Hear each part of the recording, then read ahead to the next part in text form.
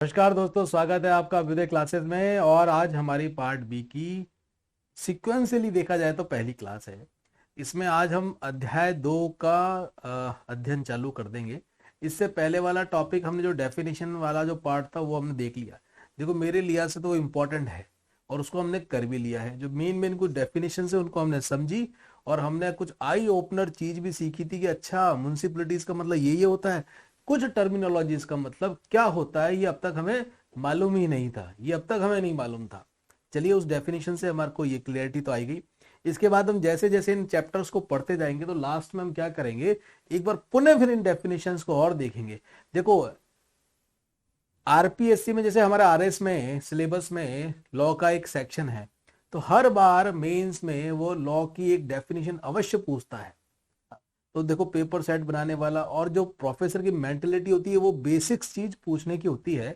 और चूंकि वो सभी चीजें जो डेफिनेशंस में है वो अंदर चैप्टर्स में भी हैं, तो क्या करेगा, फटाफट चैप्टर डेफिनेशन देखेगा और डेफिनेशंस में से जो जो इंपॉर्टेंट उसको टर्मिनोलॉजी कुछ सेक्शंस नजर आएगा वो सीधे पेपर में दे लेगा, पहले पन्ने से देख के दे लेगा।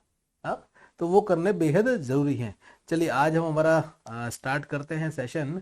चैप्टर 2 लेके चलेंगे जो है constitution and government of municipalities. देखो, ये थोड़ा सा टिपिकल है। Typical in the sense, starting के जो 10-12 आर्टिकल जब हम आराम से एक बार पढ़ लोगे तब आपकी फ्रीक्वेंसी मैच कर जाएगी। थोड़ा सा धैर्य रखना होगा क्योंकि अपने लिए कुछ नई चीजें आती हैं इसमें, कि सामान्य संविधान वाला लॉ भी नहीं है। हाँ, थोड़ी सी नई चीजें हैं जिनको आपको समझ लेंगे कि स्टार्टिंग के 3-4-5 दिन तो क्या होती है, वो फ्रीक्वेंसी मैच होने के बाद रेडियो बढ़िया से बजता है, वैसे ही बढ़िया से बजा करेगा। चलिए, chapter 2,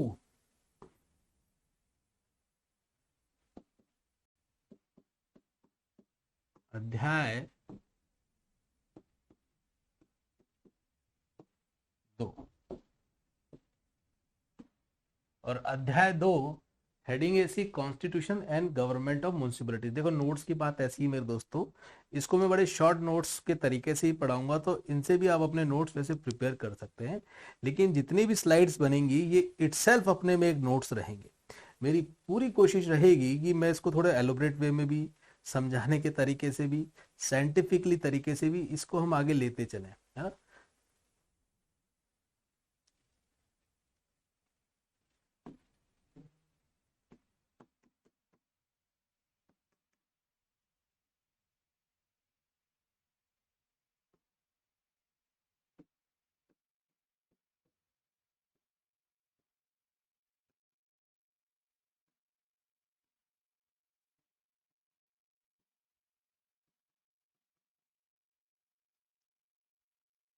constitution and government of municipalities, नगर पालिकाओं का गठन और शासन। नगर पालिकाओं का गठन एवं शासन। नगर पालिकाओं का गठन एवं शासन, इसके बारे में हम देखें। समझने से पहले कुछ बातें हैं उनको देख लेते हैं। देखो, ये बेसिकली जो नगर पालिका अधिनियम है ना, ये संविधान से किस प्रकार से थोड़ा सा भिन्न है, इसको समझो। इसमें कुछ नियम कायदे आपको बता रखे कि आपने घर बनाया तो इस घर में आपको ये नियम कायदे फॉलो करने पड़ेंगे, तो इसलिए थोड़ा सा क्या क्लिष्ट हो जाता है, है ना, इसलिए थोड़ा सा क्लिष्ट हो जाता है। तो इसको भी आप इनिशियली एक बार इसी प्रकार से समझ के चलना कि कोई एक पर्टिकुलर क्षेत्र है, उसके लिए हमने कुछ नियम कायदे बना लिए। और क्यों बना रहे हैं ये नियम कायदे, हम इसलिए बना रहे हैं कि कल को कोई विवाद की स्थिति हो या आपको कुछ समझाना हो विधि पूर्वक तरीके से, तो आप बता सकते हैं देखो इस किताब में हमने इसमें ये 1 2 3 ये हमने पॉइंट लिखे हुए हैं और इसके अनुसार यदि आप यह कार्य नहीं कर रहे हैं करते हैं तो ये इस प्रकार से होगा या इस प्रकार से नहीं होगा। वो सारी चीजें उसमें मेंशन होती हैं, पॉइंट टू पॉइंट वाइज उसमें स्पेसिफाइड होती है, इसीलिए बनाया जाता है। जैसे होता है कि साहब, ये जो अपने ठेले खोमचे वाले हैं, तो हमने कुछ खाद्य अधिनियम बना दिया ठेले खोमचों के लिए कि आप जब खाने में इस प्रकार का तेल यूज मिलेंगे, इस प्रकार का हाइजीन कहाँ मिलेंगे, इतने बजे से इतने तक लेंगे, तो सारे नियम कायदे बना दिए जाएंगे। इसी तरीके से नगर पालिका के लिए यह हमने एक अधिनियम बनाया जिसमें नगर पालिका के सारे कृत्यों, शक्तियों, अधिकार, दायित्व उनके बारे में इसमें मेंशन कर रखा है। हाँ? तो देखो इसमें हम तीसरा पहला देखेंगे, कौन सा तीसरा सेक्शन देखेंगे। तीसरा अपना है दोस्तों नगर पालिका का परिसीमन। नगर पालिका का मतलब तो समझ गए ना आप, तीनों इंस्टीट्यूट आ जाएंगे। नगर पालिका का परिसीमन, और नगर पालिका हमने डेफिनेशन में समझ ली थी। देखो सेक्शन 3 से स्टार्ट हो रहा है। सामान्यतः किसी भी अधिनियम में जो पहला सेक्शन होता है वह उस अधिनियम का जो नामकरण होता है उसके बारे में स्पेसिफाइड करता है कि ये फला फला अधिनियम है, इस डेट को नोटिफाइड हुआ है। तो ये अपना जो राजस्थान नगर पालिका अधिनियम है 2009, ये अपना सेक्शन 1 हो गया। सेक्शन 2 हमने देख लिया ऑलरेडी। ये डिफाइन किसको करता है, डेफिनेशंस को, परिभाषाओं को, कि अंदर जो आप पढ़ने जा रहे हैं उसमें ये मुख्य बातें हैं, उनकी परिभाषा ये है। जब आप अंदर पढ़े तो सपोज करो कहीं पर भूमि आया तो भूमि की डेफिनेशन ये थी जो अनुसार इस अधिनियम में हमने पहले परिभाषाओं में लिखी हुई। हाँ, ये आपको क्लियरिटी होनी चाहिए। तीसरा हो गया अपना सेक्शन नगर पालिकाओं का परिसीमन। इसमें 2-3 बातों को समझना, शब्द को देखना। नगर पालिका शब्द आपने कल समझ ही लिया था। परिसीमन, देखो सीम मतलब सीमा, हाँ किसी बाउंड्री की बात हो रही है। जैसे ये कोई बाउंड्री है, इस सीमा को आपने बड़ा कर दिया या आपने काट दिया या किसी और के साथ मिला दिया, तो ये सभी गतिविधि क्या कहलाती हैं, जो बाउंड्री को आप कम छोटा हटाना जोड़ना कर रहे हो, यही आपका क्या कहलाता है, परिसीमन कहलाता है। ये सारी जो प्रक्रिया मैं कर रहा हूँ घटाना जोड़ना सीमाओं का, ये मैं क्या कहलाता है, परिसीमन कहलाता है। तो परिसीमन वर्ड क्लियर है। अब आपको ये वर्ड क्लियर हो गया तो आप अच्छे से समझ पाओगे जो मैं आपको समझाना चाह रहा हूँ। अब हम देखते हैं किसी स्थानीय क्षेत्र की बात करते हैं। नगर पालिकाओं के परिसीमन के बारे में एक छोटी सी बात ध्यान रखना कि हमारे सरकार में कोई भी लीगलीफाइड वेरीफाइड चीज आपको देखनी है तो उसकी शुरुआत कहाँ से होती है, एक नोटिफिकेशन से होती है। राजपत्र होता है, एक राजा का पत्र होता है, एक राज्य सरकार का एक ऐसा डॉक्यूमेंट होता है, उसमें मेंशन होने के बाद हम कह सकते हैं कि साहब राजपत्र में ये प्रकाशित हो चुका है, इट मीन ये लीगली वेरीफाइड है। जब आप आरएस बन जाएंगे तो आप कैसे बताएंगे साहब मैं आरएस अधिकारी बन गया, तो आपका गजट नोटिफिकेशन निकलेगा। उस गजट नोटिफिकेशन में उस ईयर में सिलेक्ट होने वाले सभी कैंडिडेटों के नाम आपके नोटिफाइड होंगे। तब आप कह सकते हो देखो साहब जो राजपत्र है ना सरकार का उसमें मेरा नाम दर्ज है। हाँ, तो लीगली क्या हो जाएंगे, आप ऑथराइज एक पर्सन हो जाएंगे उस पद के लिए। समझ गए। इसी तरीके से नगर पालिकाओं को जो भी परिसीमन होता है उसका भी नोटिफिकेशन भैया राजपत्र में होता ही होता है, नहीं तो मान्य नहीं होता है। तो इसमें जो सेक्शन 3 है ये कहता है कि राज्य सरकार राज्य पत्र में प्रकाशित अधिसूचना द्वारा किसी भी स्थानीय क्षेत्र को, अब देखो इसमें स्थानीय क्षेत्र एक शब्द आया। अब स्थानीय क्षेत्र से हम कई चीजें पकड़ के चलेंगे और कई चीजों के बारे में आज समझते हुए चलेंगे। ये कोई स्थानीय क्षेत्र है, ठीक है। जैसे कि 3 में आपको इंसिडेंट बताता हूं। ये सपोज के एक स्थानीय क्षेत्र है, क्लियर, ये एक स्थानीय क्षेत्र है। इसके पास में एक और ये स्थानीय क्षेत्र है, एक और पास में स्थानीय क्षेत्र है। हाँ, एक एरिया ये है, एक एरिया ये है, 2 स्थानीय क्षेत्र हो गए। ये स्थानीय क्षेत्र तो कैसा क्षेत्र है जिसको हमने नगर पालिका मतलब कि राजपत्र में नोटिफाइड कर रखा है कि ये स्थानीय क्षेत्र क्या है, कोई नगर पालिका के अंतर्गत आता है। ये वाला एरिया नहीं आता। यदि हम इसको मिला लें, परिसीमन में क्या किया, किसी सीमा अन्य सीमा वाले क्षेत्र को या अन्य स्थानीय क्षेत्र को जोड़ लेना, घटा लेना, काट देना, बांट देना, ये सारी बातें इसमें आती हैं। इस कंडीशन में मैंने क्या किया, इसमें हमने जो सीमाओं के भीतर सम्मिलित नहीं है, इस नगर पालिका की सीमाओं के भीतर जो सम्मिलित नहीं है उसको हमने क्या कर लिया, सम्मिलित कर सकेंगे। ये कौन सा बोलता है मैं आपको बताऊंगा, अभी तो इतना समझ लेना। सीमाओं के भीतर सम्मिलित नहीं है उसको भी आप क्या कर सकोगे, सम्मिलित कर सकोगे। एक तो आपने ये सिचुएशन ये देखी कि साइड में एक स्थानीय क्षेत्र और था जो हमारा नगर पालिका के क्षेत्र के सीमाओं के अंतर्गत नहीं आता था, लेकिन भैया हम इसको क्या कर सकेंगे, सम्मिलित कर सकेंगे। एक कंडीशन तो ये आती है, एक कंडीशन ये आती है कि ये एक एरिया था, इसमें से हमने इस एरिया को क्या कर दिया, अपवर्जित कर दिया।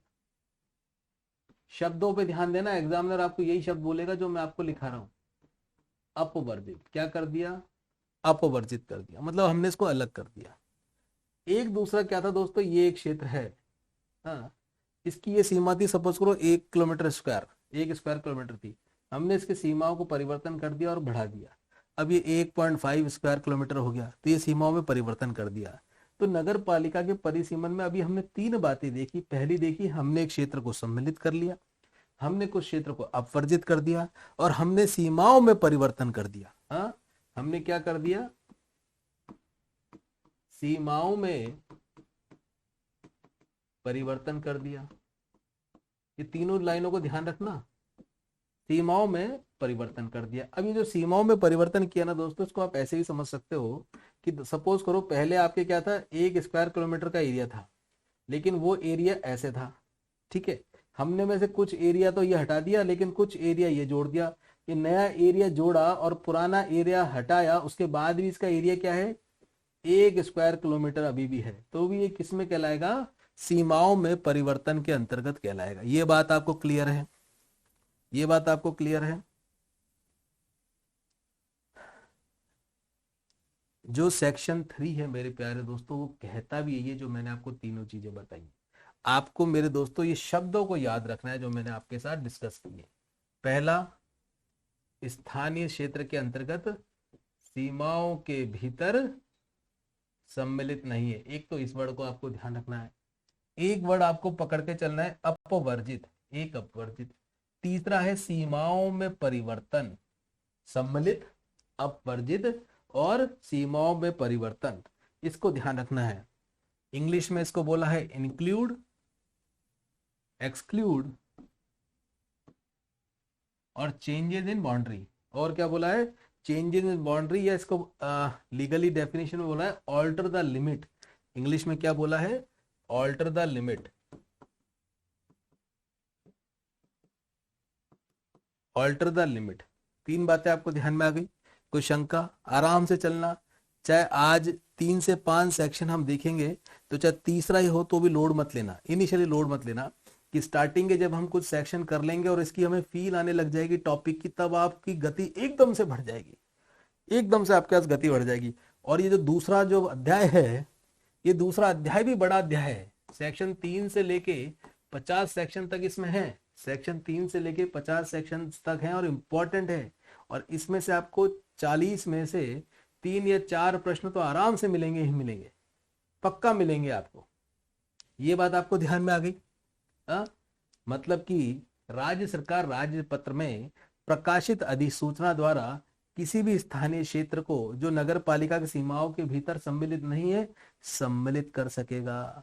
क्लियर है, नगर पालिका घोषित कर सकेगा, या ऐसे किसी भी क्षेत्र को जो नगर पालिका में सम्मिलित है, और उसको वो क्या कर सकेगा, अपवर्जित कर सकेंगे।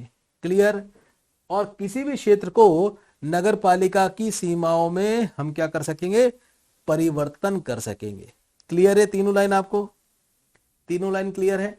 अब समझो, ये जो सेक्शन होता है ना, इसमें कई बार आप ऐसे लिखा हुआ देखते होंगे, जैसे 3 फिर 1 फिर ए फिर आपने 2 देखा, इस प्रकार से कई बार आप देखते होंगे। इसको एक बार समझ लें, इसका मतलब क्या है। जैसे कि 3 करके हमने कोई नियम बनाया कि रात को खाना खाना है, खाना खाना है, और समय बता दिया कि 7 बजे ही खाना है, ठीक है, 7 बजे ही खाना है। फिर इसमें हमने एक सब क्लॉज बनाया, 1 करके दही नहीं खाना है, ठीक है। दूसरा हमने इसमें सब क्लॉज बनाया, इसी में दही में बना दिया, ठीक है, या यूं बना दिया कि दही से संबंधित नियम खाने में। फिर इसी में हमने सब क्लॉज बना दिया, ए, खट्टा दही बिल्कुल नहीं खाना है, ठीक है। इसी में हमने एक और सब क्लॉज बना दिया कि मीठा दही खा सकते हैं, तो ये हमने नियम के नीचे उपनियम, उपनियम के अंदर उपनयन बना दिया। अब मुझे बताना है कि साहब कौन सा नियम है, मीठा दही नहीं खाते हैं, तो उसको मैं कैसे डिफाइन करूंगा, 3 1, एक का ए और एक का भी 2, 3 का 1 और 1 में भी अंदर ए और ए में भी अंदर 2, इस प्रकार से मैं इसको शो करूंगा। आप देखेंगे जब सेक्शंस में तो इस प्रकार से सेक्शन आपको देखने मिलेंगे। ये जो सब सेक्शन का विभाजन आप समझ जाएंगे तो जब आप पढ़ोगे नगर पालिका अधिनियम या मैं आपको कुछ भी बताऊंगा तो आपको समझने में आसानी होगी कि अच्छा इसके अंदर ये, इस पिटारे के अंदर ये, इस पिटारे के अंदर ये। इसमें मैं 2 भी बना सकता हूं, परांठे नहीं खाने हैं या परांठों से संबंधित, फिर बता देंगे साहब आलू के परांठे नहीं खाने या और नहीं खाने, तो वो क्या हो जाएगा 3 2 और उसके अंतर्गत नियम। ये आपको स्पष्ट आ गया होगा सेक्शन।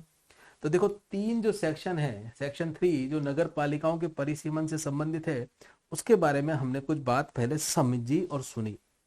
क्या देखी थी, जल्दबाजी मत करना मेरे दोस्तों, एक बार है ना धैर्य से इसको 2-4 दिन समझ लेना, फिर देखना आपको आनंद आने लग जाएंगे। और ये जो नोट्स बनवा रहा हूं ना पैनल वाले, ये सफिशिएंट रहेंगे आपके लिए। हमने क्या देखा कि राज्य सरकार राज्य पत्र में प्रकाशित अधिसूचना द्वारा किसी भी स्थानीय क्षेत्र को क्या कर सकता है, नगर पालिका सीमाओं के भीतर सम्मिलित नहीं है तो घोषित कर सकता है कि ये क्षेत्र अब सम्मिलित हो गया है, या नगर पालिका से अपवर्जित कर सकता है किसी क्षेत्र को, या उसकी सीमाओं में अन्यथा परिवर्तन कर सकता है। ठीक है, अब इसके बाद सेक्शन 3 में 4 इसमें सब सेक्शन या सब लॉ और दे रखे हैं, इसकी और क्लियरिटी कर रखी है, और उसमें लगा रखा है जब, व्हेन, और उसमें क्या दे रखा है, इसको आप कैसे बोलोगे अब, 3 1 क, 3 1 क। तो हम एक बार क वाला भी देखेंगे। देखो ये स्टार्टिंग के इंपॉर्टेंट है इसलिए मैं आपको इतना एम्फेसिस कर रहा हूं, ख ग और घ, ये देखेंगे हम। और इसको इंग्लिश में भी हम क्या कहेंगे, A B C D, A B C D, यही बोलेंगे एबीसीडी। एबीसीडी को देखेंगे आपके काफी सारे फंडे फिर क्लियर हो जाएंगे, एबीसीडी को देखेंगे और आपके काफी सारे फंडे क्लियर हो जाएंगे।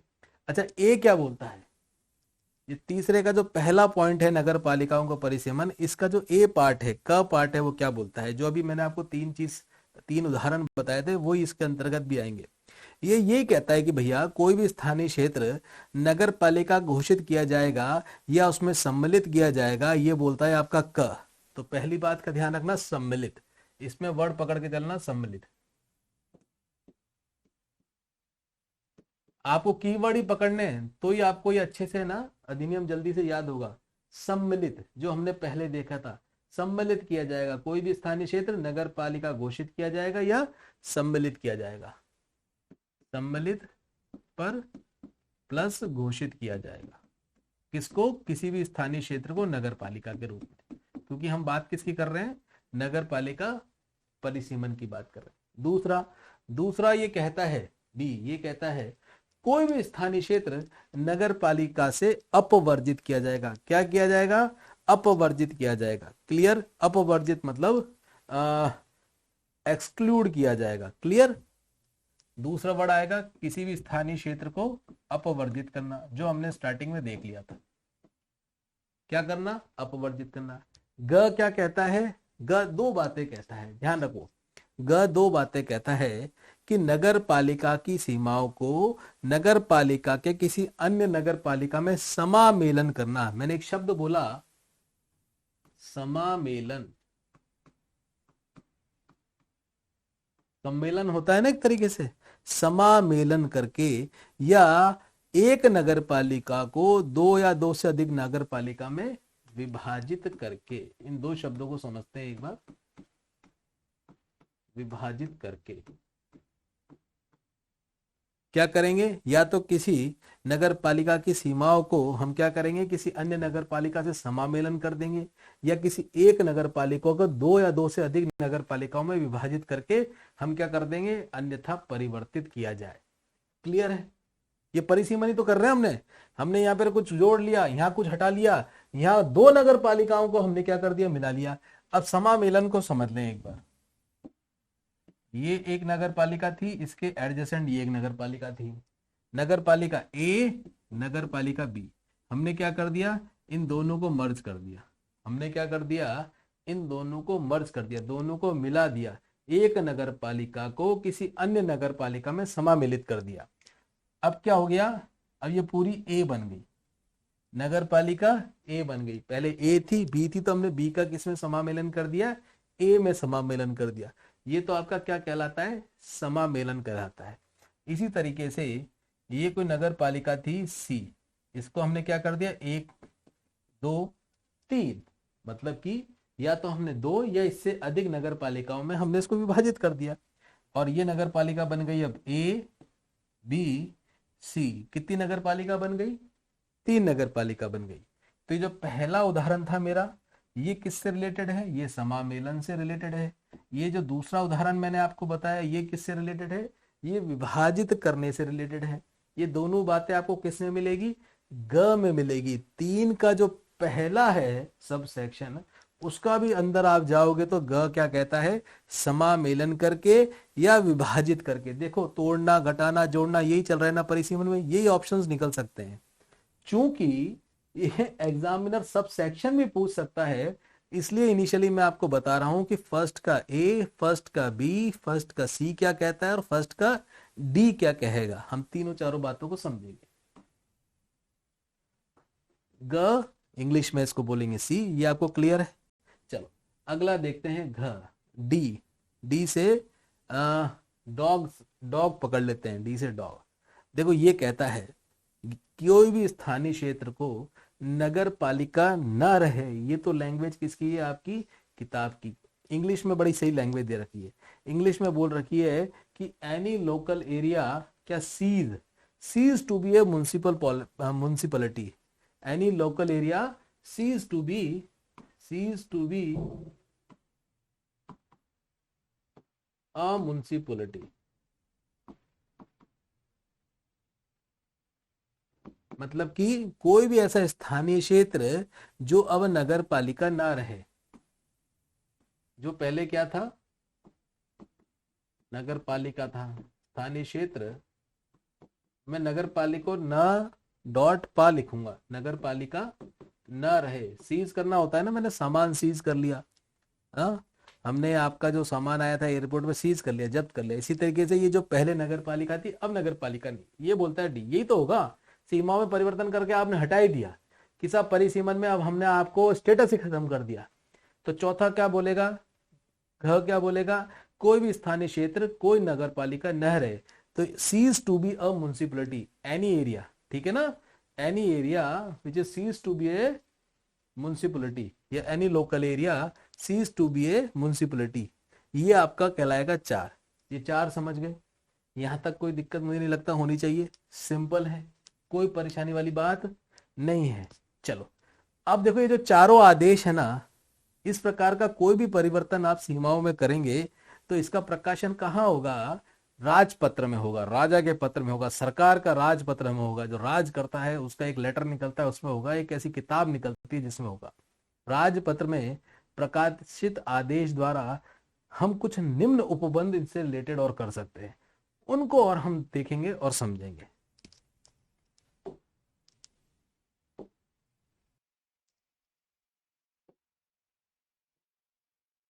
मैं वही ABCD पे चलूंगा, क ख ग घ में चलूंगा, उसी से समझेंगे। क्योंकि ये जो आगे है इसमें जो बेसिक डिफाइन कर रहा है, ये कहता है कि राजपत्र में प्रकाशित आदेश द्वारा निम्न में प्रोविजन कर सकेगी, ठीक है ना। बेसिकली स्टेट गवर्नमेंट ये कहता है कि राज्य सरकार, ये जो अधिनियम है नगर पालिका अधिनियम, इसके माध्यम से राजपत्र में ये जो प्रकाशित आदेश है इसके द्वारा निम्न प्रोविजन कर सकेगी। आपको इजीली समझ में आ जाएगा। ये जो चारों अपन ने परिसीमन के उदाहरण देखे। क क में हमने क्या देखा था, सम्मिलित या घोषित कर दिया था हमने कोई एरिया, यही देखा था हमने क। ये आपको रट जाएंगे, पढ़ते पढ़ते आपको मेरे साथ रट जाएंगे। हाँ देखो सम्मिलित, हमने इसमें क्या देखा था, सबसे पहले हमने कुछ एरिया था, या तो उसको नगर पालिका क्षेत्र घोषित कर दिया या हमने उसको सम्मिलित कर दिया। अब मुझे एक बार बताओ, ये एक नगर पालिका का क्षेत्र था और ये आपने क्या कर दिया, मिला दिया। अब आपका ये पूरा क्षेत्र हो गया। पहले यहाँ पर आपके 10 सदस्य थे, आपके ये एरिया और जुड़ गया, तो यहाँ पर भी तो हमें सदस्य निर्वाचित करने पड़ेंगे, नहीं तो खाली ही रह जाएगा एरिया। हमने यहाँ पर 3 सीटें बताई कि साहब यहाँ पे 3 सीट हैं जो एज ए मेंबर नियुक्त होंगे, क्योंकि ये 3 सीट वाला क्षेत्र हमारे नगर पालिका के क्षेत्र में सम्मिलित हुआ है, या हमने इस क्षेत्र को घोषित कर दिया गया है नगर पालिका क्षेत्र। अब जो भी नया क्षेत्र सम्मिलित हुआ है ना, तो ध्यान रखना उस क्षेत्र या अतिरिक्त क्षेत्र के सदस्यों का निर्वाचन हमें करना पड़ेगा और 6 माह के भीतर भीतर करना पड़ेगा।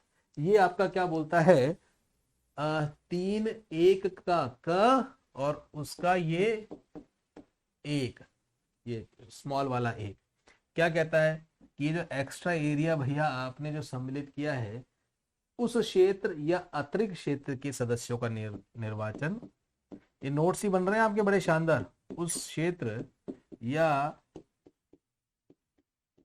अतिरिक्त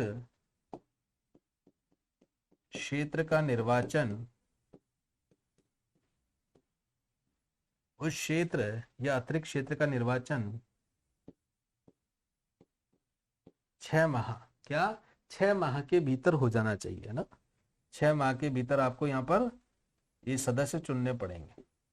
ये कौन बोलता है, एक पहला प्रोविजन बोलता है जो सम्मिलित हमने किया है ना, इसका पहला। देखो बेसिक दिमाग लगाओगे ना तो भी आप आराम से वहां तक पहुंच जाओगे जो ये विधि या नियम कहता है।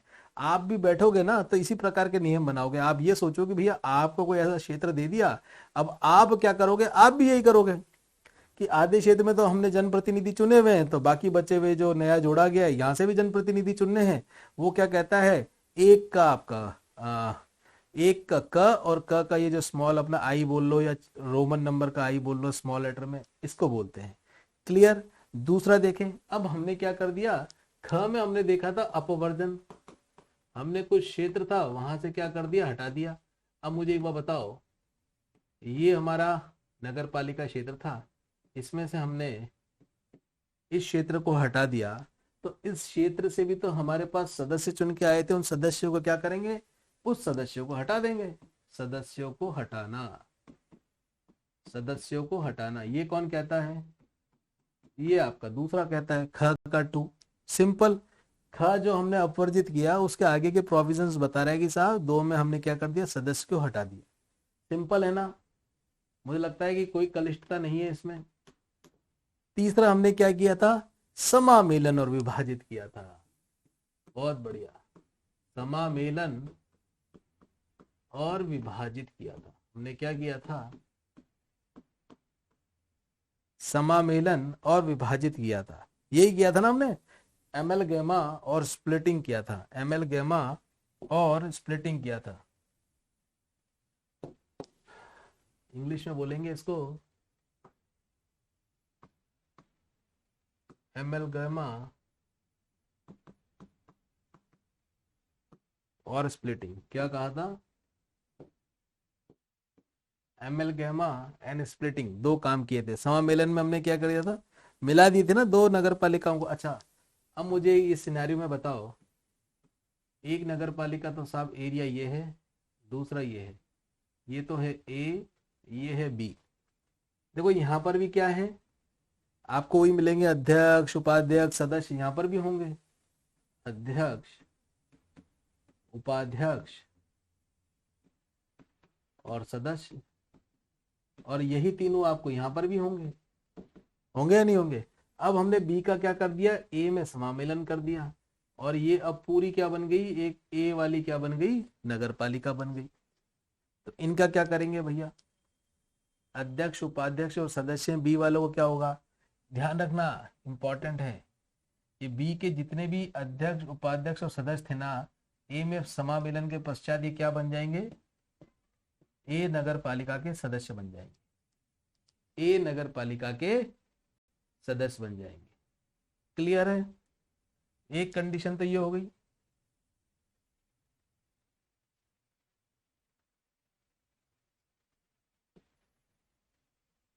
इसी में दूसरी कंडीशन विभाजित वाली देख लें। एक नगर पालिका ये थी, हमने इसका क्या कर दिया, विभाजन कर दिया। क्या कर दिया, विभाजन कर दिया। अपवर्जित नहीं किया, विभाजन कर दिया। तो ये पहले पूरी की पूरी ए थी, अब हमने इसको विभाजित कर दिया, तो एक तो बन गई साहब अपनी ए और एक बन गई साहब अपनी बी। नवगठित नगर पालिका बना दी, बना दी नहीं बना दी?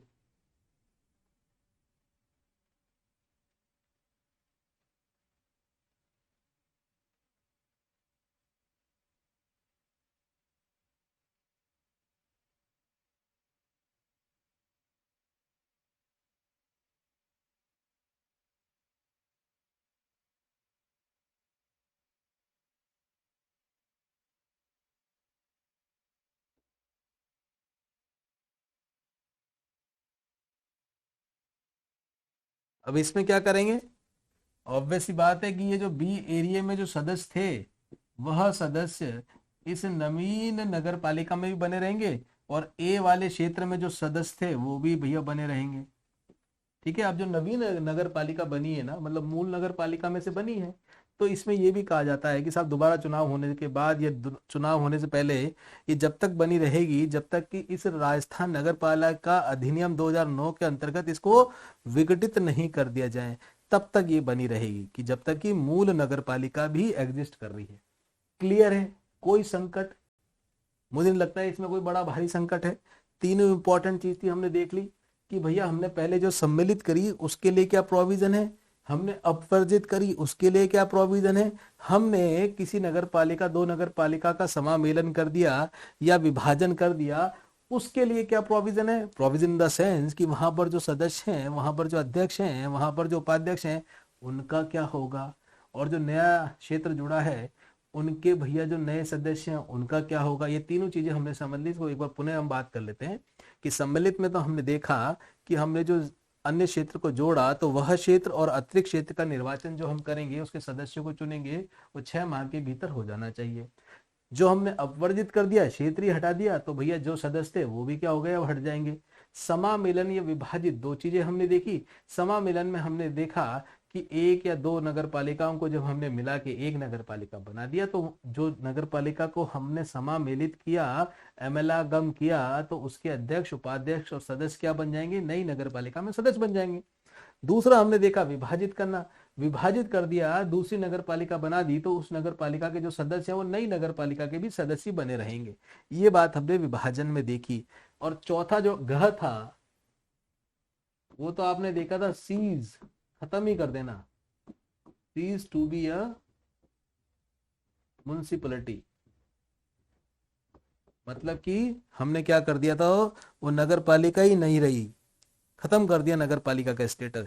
तो घ में तो कोई चक्कर ही नहीं है। चौथे में तो क्या करोगे भैया, कोई नगर पालिका ही नहीं है, तो नगर पालिका विघटित कर देगी, जो उस समय भी पुरानी कोई नगर पालिका होगी, तो खत्म, कोई लेना देना ही नहीं है। ये समझ गए क्या? मुझे लगता है ये आप समझ गए होंगे।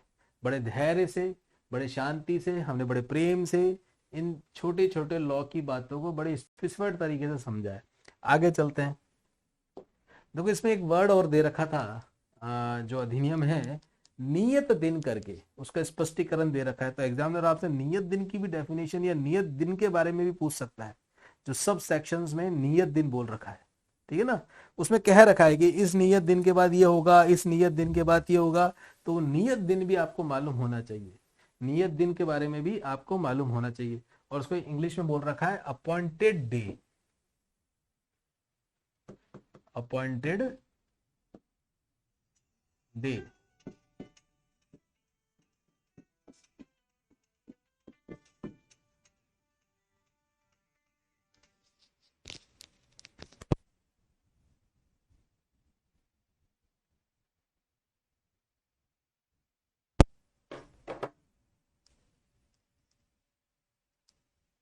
ठीक है, अपॉइंटेड डे।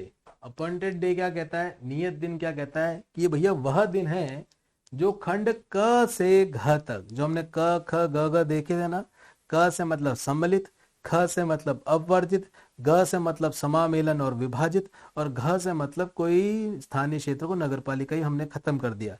तो कहते हैं कि नियत दिन, ये जो भी कार्य हमने किए ना परिसीमन के, जोड़ना घटाना, किसी ना किसी दिन से तो किए होंगे। आप बताएंगे कि साहब इस दिन से तो आप हमारी नगर पालिका कहलाओगे, इस दिन से आप यह क्षेत्र नगर पालिका हमारा नहीं कहलाएगा, इस दिन से यह जो क्षेत्र है दो नगर पालिका में विभाजित हो जाएगा। वह दिन क्या होगा? उस दिन को ही कहते हैं नियत दिन। क्या बोलते हैं? अपॉइंटेड डे, नियत दिन। इसकी डेफिनेशन भी यही है कि इस उपधारा में नियत दिन से यह अभिप्रेरित है कि खंड क से लेके ख तक में से किसी में भी निर्दिष्ट कोई भी परिवर्तन होता है तो वही क्या कहलाएगा? नियत दिन कहलाएगा। मतलब क से लेके ख तक में हमने जो भी चेंजेस जिस दिन से हमने किए हैं वही आपका नियत दिन कहलाता है। तो डेफिनेशन भी इसकी यही कहती है कि नियत दिन से वह दिन अभिप्रेरित है जिसमें खंड क से लेके ख तक, जिसमें खंड क से लेकर क ख ग घ, घ से घ तक, क से लेके घ तक में से किसी भी घ तक में से किसी भी में या किसी भी निर्दिष्ट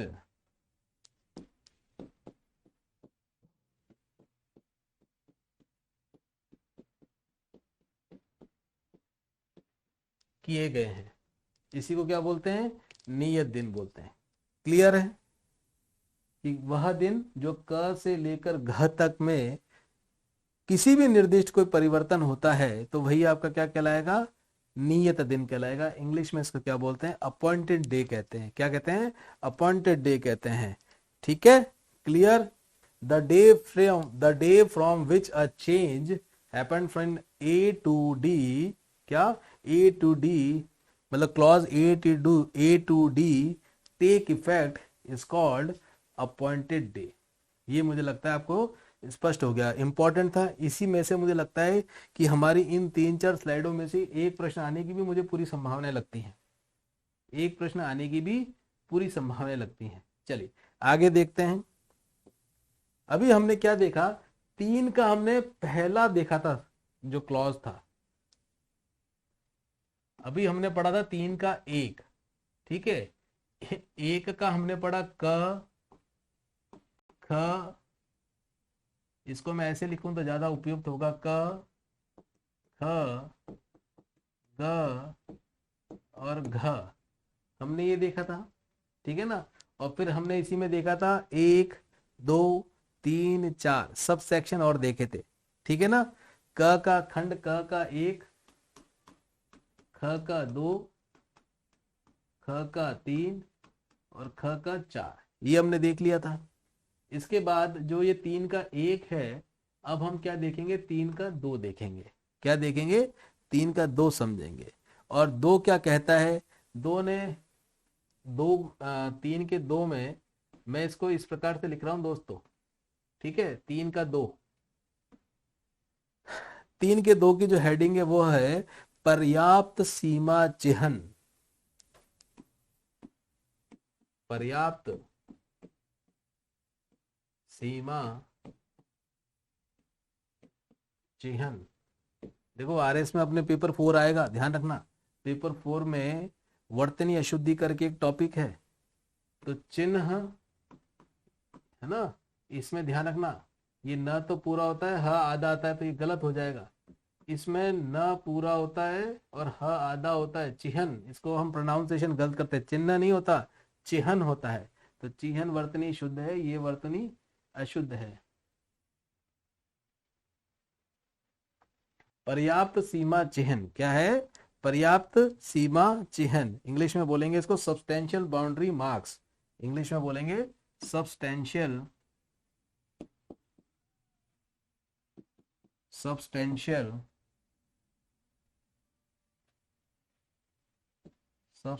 बाउंड्री मार्क्स। क्या बोलेंगे मेरे प्यारे बंधुओं? इसको सब्सटेंशियल बाउंड्री मार्क्स बोलेंगे, पर्याप्त सीमा चिन्ह। देखो ये 2 ये कहता है 3 का 2 कि सब आपने जो भी किया है ना, ये समामेलन, अपवर्जन, सम्मिलित करना, नगर पालिका को खत्म कर देना, ये सारे जो भी काम किए हैं ये आपने सब्सटेंशियल बाउंड्री मार्क्स, मतलब बाउंड्री में जो भी आपने चेंजेस वगैरह किए हैं, तो इसको भैया जो भी परिवर्तन किए गए हैं वो परिवर्तन वहां के कलेक्टर या उसके द्वारा निर्धारित कोई प्राधिकृत व्यक्ति के द्वारा या अधिकारी के द्वारा अनुमोदित किए जाने चाहिए। उसको वेरीफाइड कौन करके देगा? कलेक्टर साहब करके देंगे। तो ये पर्याप्त सीमा चिन्ह क्या कहता है? कलेक्टर या उसके द्वारा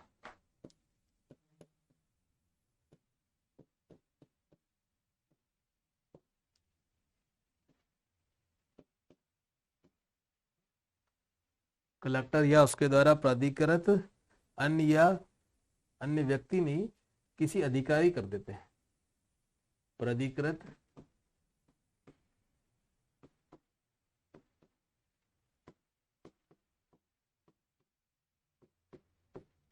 प्राधिकृत किसी अधिकारी द्वारा अनुमोदित किया जाएगा।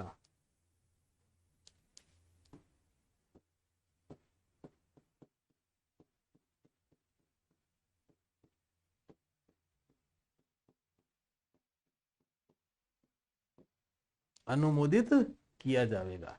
ये आपका सब्सटेंशियल बाउंड्री मार्क्स कहता है, इससे ज्यादा लोड लेने की इसमें जरूरत नहीं। चलिए इसमें अगला देखते हैं, 3 का 3।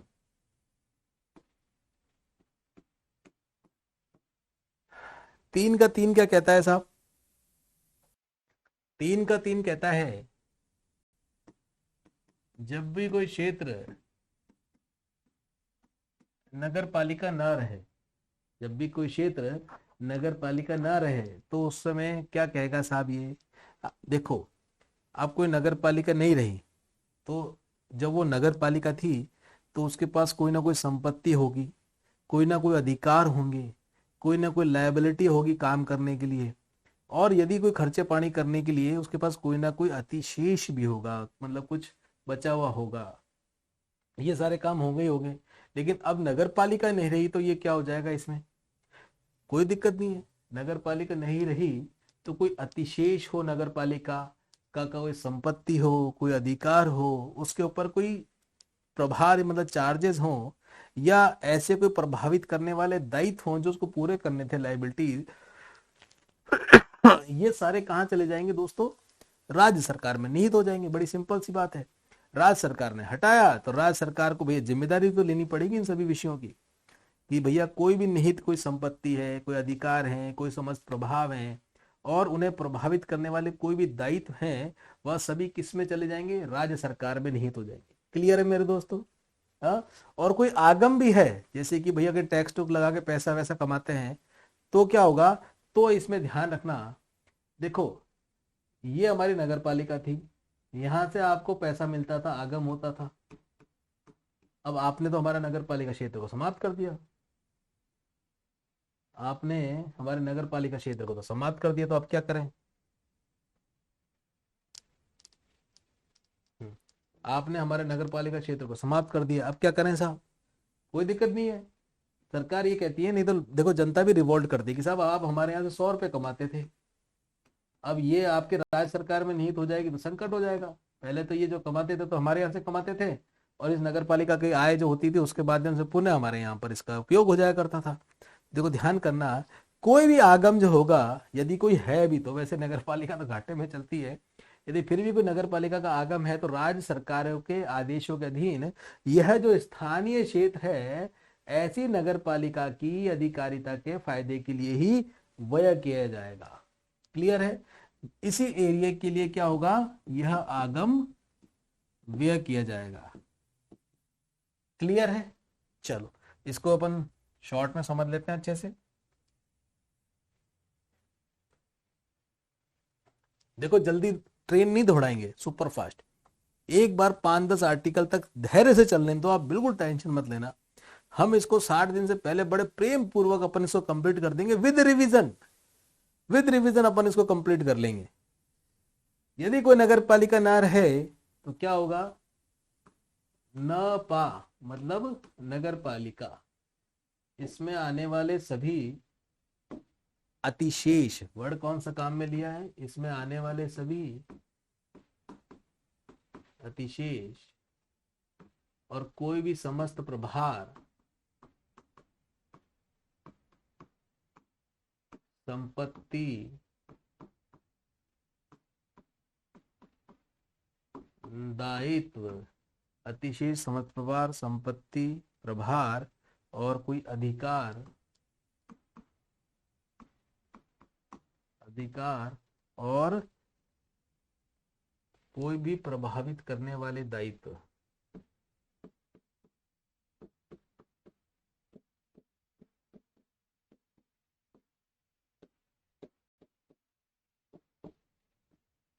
कोई भी प्रभावित करने वाले दायित्व, ये सभी आपके किसमें निहित हो जाएंगे मेरे दोस्तों? ये सभी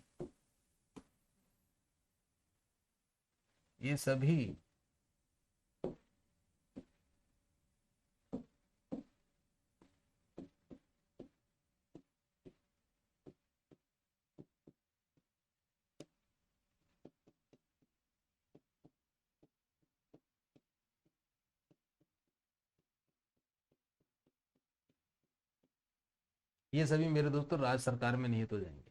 ये क्या कह रहा है आपका? तीसरा पॉइंट कह रहा है, जो तीन अपन जो सेक्शन पढ़ रहे हैं उसका तीसरा पॉइंट ये कहता है। ठीक है, इसी में जो चौथा है, तीसरे के सब सेक्शन चौथा, ये जो अभी हमने तीसरा पढ़ा था, उपधारा 3 पढ़ी थी, इस उपधारा के बारे में ही कुछ चर्चा करता है। ये क्या कहता है कि आपने स्थानीय प्राधिकारी हैं, उनकी अथॉरिटी की जो स्थानीय सीमाओं में आपने उस एरिया को सम्मिलित कर लिया। हाँ, तो नगर पालिका में निहित जो भी नगर पालिका की निधि है, कोई अन्य संपत्ति है और अधिकार हैं, हाँ, ऐसे किसी अन्य स्थानीय प्राधिकारी में यदि निहित हो जाएंगे, तब उस केस में क्या होगा वह बताता है कौन? आपका उपधारा 3 बताता है। जैसे अच्छा, उसमें आगम वाला एक पॉइंट रह गया था ना, आगम वाला पॉइंट रख देना, इसमें ऐसे लिख लेना, ये जो आगम होगा स्थानीय क्षेत्र पर ही व्यय होगा, स्थानीय क्षेत्र पर ही व्यय होगा। अब ये 3 का 4 क्या कहता है? देखो, ये कोई नगर पालिका का क्षेत्र नहीं रहा है ना, या हमने जो ये क्षेत्र था, इस स्थानीय क्षेत्र को किसी अन्य स्थानीय या अन्य प्राधिकरण को दे दिया।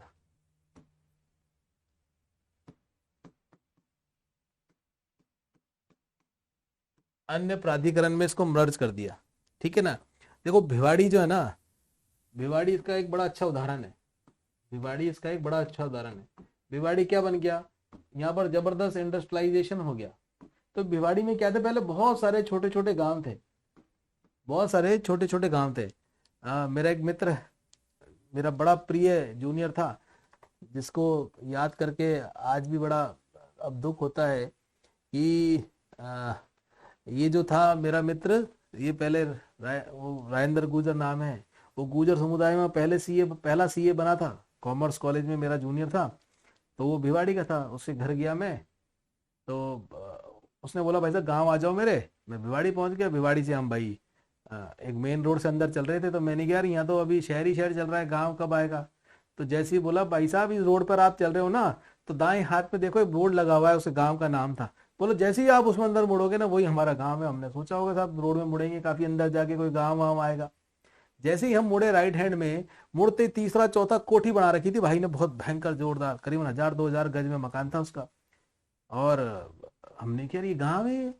भैंस वूस तो चलो सब बंदी रही थी, तो जैसा अपना वातावरण होता वैसे ही था। मैंने कहा यार तू तो कह रहा गांव था। बोला भाई साहब ये जब से ये अन्य प्राधिकरण ने लिया है, भिवाड़ी डेवलपमेंट अथॉरिटी यूआईटी के अंतर्गत में आया है, तब से ये है तो कहने को तो गांव, लेकिन व्यवस्थाएं आप देख लो कैसी हुई है। तो इस प्रकार के यदि कोई स्थानीय क्षेत्र जो नगर पालिका नहीं है, क्या दो कंडीशन होंगी इसमें? इसमें दोस्तों दो कंडीशन होंगी। कोई स्थानीय क्षेत्र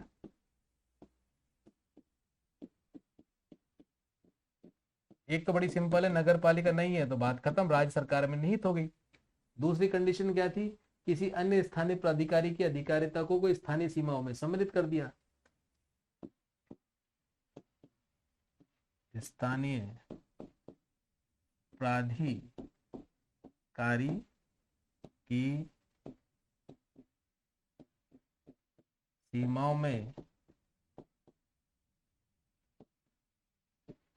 सम्मिलित कर दिया, मतलब जैसे यूआईटी में मिला दिया आपने, वहां का कोई अर्बन जो ट्रस्ट बना रखा था आपने उसमें मिला दिया। फॉर एग्जाम्पल, सेम एग्जाम्पल आप भिवाड़ी का ले सकते हो, उस गांव को हमने यूआईटी में मिला दिया। तो भैया इसके जो आपने इस क्षेत्र को हटा के यूआईटी में मिला दिया है, इस क्षेत्र के होने वाले जितने भी संपत्ति, अधिकार, दायित्व हैं, वो किस में निहित हो जाएंगे? वहां की जिस स्थानीय प्राधिकारी में हमने उसका मिलन किया उसमें हो जाएंगे। बड़ी सिंपल सी बात है, इसमें कोई लोड ही नहीं है। बड़ी रेशनल सी बात है कि यह जो एरिया है, यह जो स्थानीय क्षेत्र है, जब हमने इसको अन्य स्थानीय प्राधिकारी में इसका सम्मिलित कर दिया, तो भैया जो पहले के स्थानीय क्षेत्र के जो भी संपत्ति हैं, जो भी अधिकार हैं, जो भी दायित्व हैं, ये सभी इसके किस में सम्मिलित हो जाएंगे? अन्य स्थानीय प्राधिकारी में निहित हो जाएंगे। अन्य स्थानीय प्राधिकारी में निहित हो जाएंगे। ये फिर एक बड़ा आपका क्या बन जाएगा? सर्कल बन जाएगा। ये क्या बोलता है?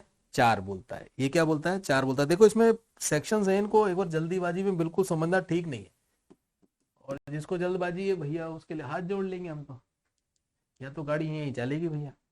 अच्छा, अगला इसमें 3 का 5 क्या बोलता है? अपवर्जन की बात करता है। कोई भी स्थानीय क्षेत्र है उसको यदि आप नगर पालिका से अपवर्जित कर देंगे, है, अपवर्जित करके यदि दूसरी नगर पालिका में सम्मिलित कर देंगे, तो जो दूसरी नगर पालिका के पास जहां से भी उस एरिया को हटा के दूसरी नगर पालिका में सम्मिलित करेंगे, तो दूसरी नगर पालिका को उसके समस्त संपत्ति, अधिकार, दायित्व और उन सबका निर्वहन करना पड़ेगा। क्लियर है? ये बात क्लियर आपको? दूसरी बात ध्यान करो इसमें,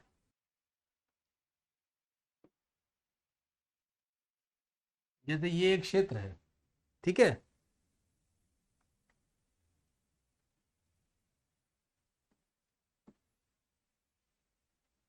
ये नगर पालिका ए का क्षेत्र है जो मैंने आपको ये वाला बताया है, और ये नगर पालिका बी है। ठीक है, हमने क्या किया, इस एरिया को काट के इसको किसके साथ जोड़ दिया? ये दूसरी बी वाली नगर पालिका के साथ जोड़ दिया। मतलब इसको तो अपवर्जित करके हमने क्या कर दिया, इस वाली नगर पालिका बी के साथ जोड़ दिया। किसके साथ जोड़ दिया? बी के साथ हमने जोड़ दिया। अब इसमें देखो ये बोलेगा, पहली नगर पालिका बोलेगी साहब तुमने मेरा एरिया उठा के इस बी को दे दिया, ये बात कोई ठीक है क्या? तो देखो इस केस में क्या होता है, इस केस में क्या होता है दोस्तों, कि यह जो भी स्थानीय क्षेत्र था, हाँ, इसमें जो भी नगर पालिका की कोई निधि है, कोई संपत्ति है, कोई अधिकार है, कोई दायित्व है, इसके लिए क्या करती है? राज्य सरकार आती है बीच में, और ए और बी नगर पालिकाओं से क्या करती है? परामर्श करती है। दोनों नगर पालिकाओं से परामर्श के बाद, दोनों नगर पालिकाओं से परामर्श के पश्चात एक गजट नोटिफिकेशन निकालती है, हाँ, राजपत्र में अधिसूचना द्वारा घोषित करती है। और ये जो भी फार्मूला इनका होता है ए और बी का, कि सब अब यह जो स्थानीय क्षेत्र है जो बी में मिला दिया है, इसके अंतर्गत कोई भी निधि, संपत्ति, अधिकार और दायित्व किस में आ जाएंगे? समाहित हो जाएंगे, बी में हो जाएंगे। किस में? बी में हो जाएंगे। जो दूसरा पार्ट है बी नगर पालिका, उसके अंतर्गत समाहित हो जाएंगे। लेकिन इसमें क्या होता है, राज्य सरकार आती है, क्या आती है? राज्य सरकार आती है दोनों के बीच में, और दोनों नगर पालिकाओं से परामर्श करती है। इंपॉर्टेंट है ये, राज्य सरकार आके दोनों नगर पालिका से परामर्श करके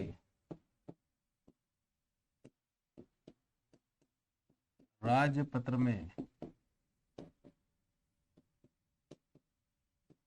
अधिसूचित कर देती है। क्या कर देती है? राजपत्र में अधिसूचित कर देती है, और अधिसूचित करने के बाद ये घोषित कर देती है कि जो दूसरी नगर पालिका है, उस नगर पालिका में जो पहली नगर पालिका के जो भी निधि, संपत्ति, अधिकार और दायित्व वो क्या हो जाएंगे? निहित हो जाएंगे। क्लियर है?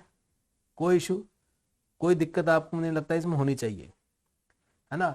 लेकिन इसमें एक इंपॉर्टेंट क्लॉज और है, उसको आपको ध्यान में रखना चाहिए। देखो ये निहित तो कर ही सकती है इसमें, लेकिन एक बीच में क्लॉज और डाल रखा है, मतलब इसी में आगे मेंशन कर रखा है कि ये जो उपधारा है, हाँ, जो 5वीं नंबर की हम उपधारा देख रहे हैं, कि इसके प्रोविजन में, यह प्रोविजन ऐसे मामलों में लागू नहीं होगा जहां पे राज्य सरकार को ऐसा लगता है, मतलब राज्य सरकार को ऐसा लगता है कि यहाँ की परिस्थितियां ऐसी हैं जिनके कारण नगर पालिका की निधि, संपत्ति और दायित्व के किसी भाग का ट्रांसफर करना पॉसिबल नहीं है, अवांछनीय है। हाँ, उन्हें लगता है कि नहीं साहब, इसको ट्रांसफर नहीं करना, तो राज्य सरकार इसको क्या कर सकती है, रोक सकती है। तो इसको आप ऐसे भी कह सकते हैं कि ये वहां लागू नहीं होगा, वहां लागू नहीं होगा जहां जहां राज्य सरकार को लगे कि यह अंतरण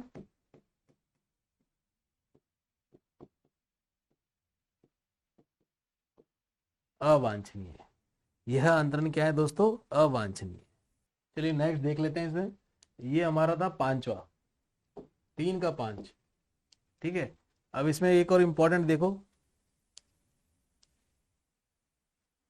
6।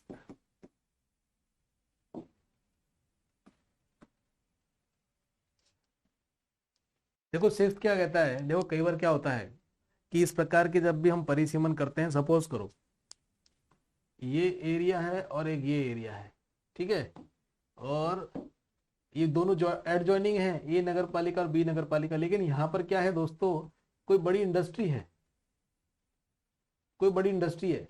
अब उसका जो ये एरिया है दोनों में आ रहा है, इसका ये जो एरिया है दोनों में आ रहा है, नगर पालिका ए में भी आ रहा है, नगर पालिका बी में भी आ रहा है। इस परिसीमन में क्या होगा, देखो ये 6 यही कहता है, सब सेक्शन जो 6 इसका यही कहता है कि कोई भी आवास गृह है, कोई भी भंडार गृह है, कोई भी उद्योग या कारोबार है, या कोई भी विनिर्माणशाला है, ये 2 या 2 से अधिक पार्श्वस्थ, पार्श्वस्थ मतलब एडजेसेंट, जुड़ी हुई पार्श्व नगर पालिका क्षेत्र में सम्मिलित होता है, तो राज्य सरकार राज्य पत्र में अधिसूचना जारी करके किसी में भी मिला सकती है साहब, ए में भी मिला सकती है, बी में भी मिला सकती है। ये बेसिकली प्रोरोगेटिव किसका होता है, राज्य सरकार का हो जाता है। तो इसको आप ऐसे समझ लें कि कोई भी आपके चारों हो गए, ये आपके आवास गृह, भंडार गृह, विनिर्माणशाला,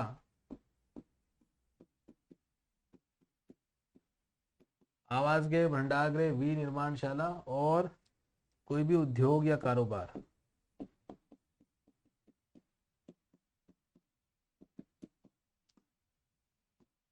ये आपके पार्षद नगर पालिका में 2 या 2 से अधिक, 2 या 2 से अधिक पार्षद मतलब जुड़ी हुई, पार्षद, एडजॉइनिंग कर लेना भैया, एडजेसेंट कर लेना, पार्षद, 2 या 2 से अधिक पार्षद नगर पालिका में, नगर पालिका क्षेत्र में हो, तो क्या होगा भैया, इस कंडीशन में राज्य सरकार कहीं भी डाल सकती है, या तो ए को दे सकती है, राज्य सरकार कहीं भी इसको अलॉट कर सकती है। क्या करेगी वो, केवल एक गजट नोटिफिकेशन निकालेगी, राज्य पत्र में एक अधिसूचना निकालेगी और उसमें मेंशन कर देगी भैया ये आवास गृह, भंडार गृह जो 2 या 2 से ज्यादा नगर पालिकाओं में आ रहा है, तो ये किस में मर्ज कर दिया जाए, ए में कर दिया जाए, चाहे बी में कर दिया जाए, और अगर सी कोई नगर पालिका क्षेत्र में भी आ रहा है तो चाहे सी में कर दो। ये सारा कौन कर सकता है, राज्य सरकार कर सकती है। इसी में अगला देखो भैया, सातवां, सातवां, सातवां नेक्स्ट पेज पे ले लेते हैं। देखो सातवां को समझो एक बार, है ना। देखो क्या होता है कि जैसे वो भिवाड़ी वाला मैंने एग्जांपल लिया आपको, कोई गांव है, ये सब कोई अपना प्यारा गांव है, ठीक है। इस गांव में से यह जो एरिया था, एक ये एरिया, फॉर एग्जांपल ये अपन ने ले लिया दूसरा एरिया, ठीक है।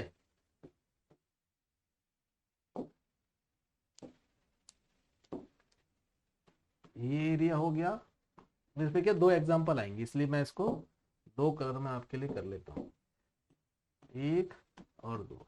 देखो यदि गांव का ये वाला एरिया है ना, इस एरिया को आपने एज ए नगर पालिका के रूप में भी निर्दिष्ट कर दिया।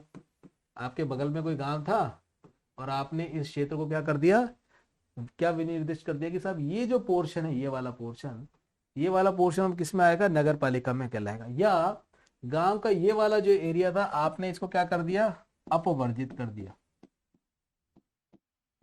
क्या कर दिया, अपवर्जित कर दिया। इन दोनों केसेस में क्या होगा, देखो, अब अपवर्जित कर दिया या नगर पालिका में आपने विनिर्दिष्ट कर दिया, तो परिणाम क्या होंगे, इस परिणामों के बारे में ही 3 का ये जो 7वां सेक्शन है, सब सेक्शन है, इसमें बता रखा है। 7वां, 7वां नहीं दोस्तों, इसको 8वां कर लेना। 7वां नहीं, इसको 8वां कर लेना। 7वें में तो कुछ नहीं दोस्तों, सिंपल सा ये बता रखा है कि जो स्थानीय क्षेत्र हैं, जब भी नगर पालिका में आप उसको सम्मिलित करते समय क्या होगा, कोई भी नियम, कोई भी उपनियम जो भी बनेंगे, वो सब लागू होंगे जब तक कि राज्य सरकार कोई अलग से कोई आपको डायरेक्शन ना दे। वो आपका 7वां बोलता है, ठीक है। 8वां एक इंपॉर्टेंट पॉइंट है, इसको देख लेते हैं।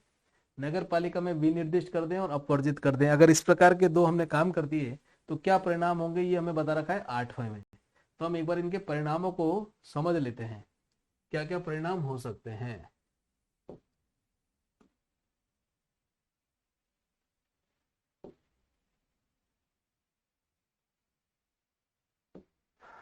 नेक्स्ट पेज पे देख लेते हैं।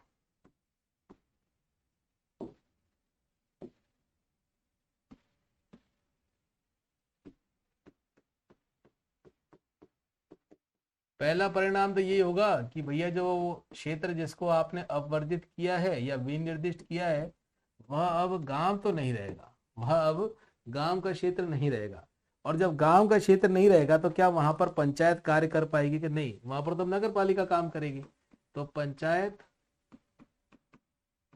कार्य वहां पर नहीं कर सकती, पंचायत वहां पे कार्य नहीं कर सकती। अच्छा, जो सरपंच हैं, उप सरपंच हैं, पंच हैं या पंचों हैं, हाँ, उनका क्या होगा उस क्षेत्र के। यदि ऐसा कोई गांव है उसको पूरा ही आपने ले लिया तो क्या होगा, जितने भी सरपंच हैं, उप सरपंच हैं, पंच या पंच हैं, वो क्या हो जाएंगे, जब नगर पालिका में सम्मिलित होंगे तो अतिरिक्त उनको सदस्य समझा जाएगा। सरपंच, पंच, पंचों को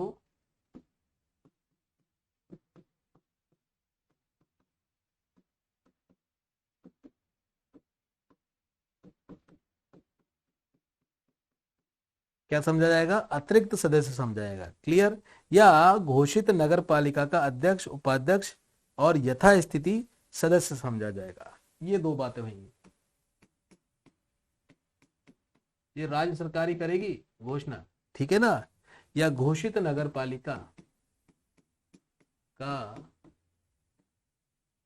अध्यक्ष, उपाध्यक्ष या सदस्य, अध्यक्ष, उपाध्यक्ष या सदस्य समझा जाएगा। क्लियर है, कोई इशू। और क्या होगा, हाँ, अगर आपने उस क्षेत्र को, जिसको भी आपने विनिर्दिष्ट किया या अपवर्जित किया, आपने घोषित नगर पालिका क्षेत्र घोषित कर दिया, तो उस क्षेत्र की समस्त एसेट और लाइबिलिटी भी क्या हो जाएंगी, आपकी नगर पालिका के अंतर्गत समाहित हो जाएगी।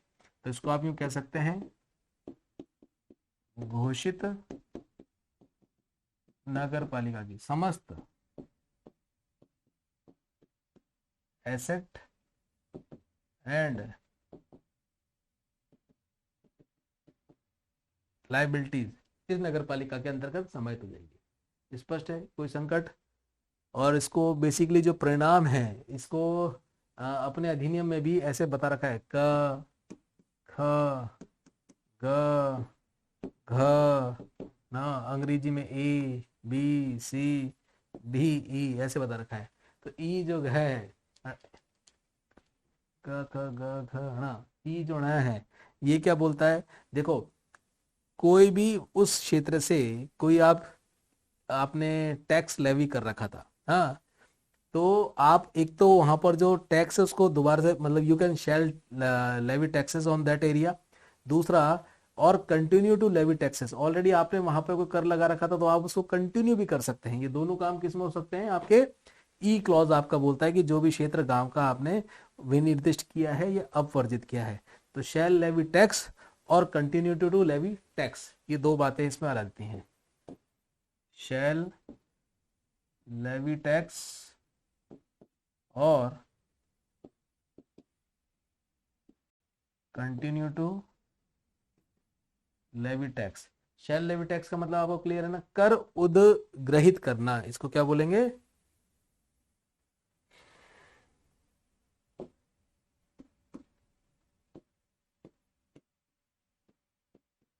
उद्ग्रहित, बड़ी की मात्रा आएगी। हमारे अपने आरएस के पेपर 4 में आया था एक वर्तनीय शुद्धि, संग्रहित करना, संग्रहित करके वर्ड आया था, ऐसे आया था वो, संग्रहित। इसका शुद्ध लिखना था, तो इसका शुद्ध बड़ी की मात्रा, ये इसका शुद्ध था। कर उद्ग्रहित करना, एक तो कर उद्ग्रहित करना, या जो कंटिन्यू है मतलब जो आपने ऑलरेडी कर लगा रखा है तो वो आपका ऑलरेडी कर चलता रहेगा, ये कहता है। क्लियर? दूसरा, अब देखो ये एरिया अब आपका गांव का एरिया नहीं रहा, तो इसमें राजस्थान का जो पंचायत अधिनियम है 1994, वो यहाँ पर सीज हो जाएगा, वो यहाँ पर अध्ययन नहीं रहेगा।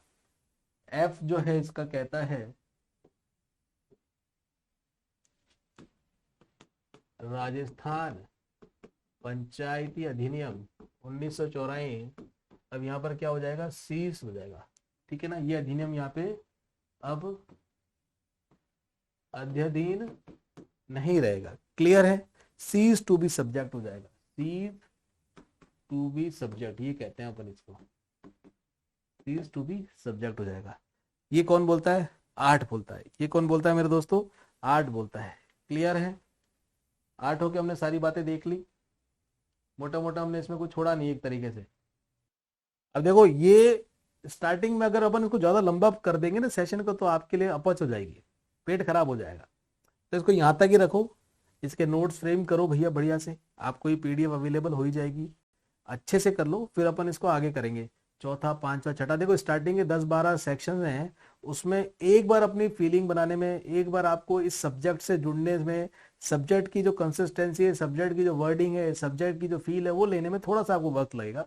उसके बाद फिर आपकी गाड़ी दौड़ेगी धड़ाधड़ धड़ाधड़ धड़ाधड़, फिर अपन को फटाफट कर लेंगे। इनिशियली लेके अपन गति को धीरे रखेंगे, अपने मस्तिष्क को इस सब्जेक्ट को समझने का समय देंगे, उसके पश्चात अपन अपनी गति बढ़ा लेंगे। चलिए, बहुत बहुत धन्यवाद जुड़ने के लिए, और मन में कोई शंका हो तो मुझे व्हाट्सएप कर देना। ठीक है ना, कोर्स अपना बदस्तूर बढ़िया चल रहा है, और धैर्य रखना, कोई भी नवीन परिवर्तन करना हो, सपोज करो कोई मैथडोलॉजी पढ़ाने की है, इनिशियली एकदम से आपको लगता है कि साहब हम इस तरीके से पढ़ते थे, हमें थोड़ा सा डिस्टर्बेंस हो रहा है, तो थोड़ा वेट करना, अपने आप को और गुरु जी को पढ़ाने के जो उनका पैटर्न है उससे मिलाने की कोशिश करना, और फिर भी अपन नहीं होगा तो कुछ ना कुछ उसको ठीक करेंगे। क्लियर है ना? चलिए, बहुत बढ़िया, धन्यवाद।